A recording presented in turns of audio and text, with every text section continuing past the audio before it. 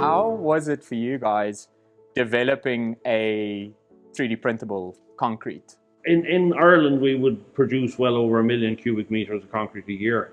And that would range from your 150 Newton all the way down to your 7 Newton pump concrete, curb concrete, extruded concrete for every application, bridges, roads, housing, commercial. Our concrete goes into all the builds. Yeah. We have a big knowledge base about concrete, and we do several different mixes and several different mix designs, numerous. I think there's over 1,000 different mix designs on our batching system. After attending the 3-day course with HTL about what 3D printed concrete was, that gave me a knowledge base that then I could come back, go through my mixes, decide on the mix, develop that. We make so much concrete, it wasn't all that hard once we knew what admixtures and additions, the solution to getting it.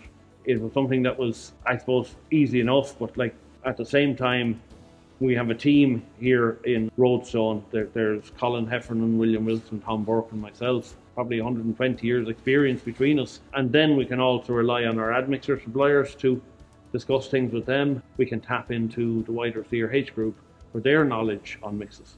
Yeah. So, we have a very big knowledge bank that we can tap into. I must say, certainly from our side, we could see that, we could feel that. The process, I think it was about 4 months. At our meeting, at the end of January, first week in February of last year, I think we were printing concrete within 3 to 4 months. The concrete we supplied printed. There was no redesigning, no, that's not working. From day one, we got skeleton was good, basically. The mix was fairly standard in one way, but then the admixtures wouldn't be standard. It pumps 70 meters and then it has to set and carry its own weight. Within probably 10 minutes of being cast, it's carrying its own weight again. Those type of properties wouldn't be standard. Shuttering would stay up for 24 hours, between 14 and 24 hours, depending on weather conditions, where there's no shutter involved in a 3D printed thing. So it's carrying its own weight and maintaining its own shape, and you're doing layer after layer. So you have to get the properties of the concrete right and then use admixtures to make the concrete do what you want it to do so you can print.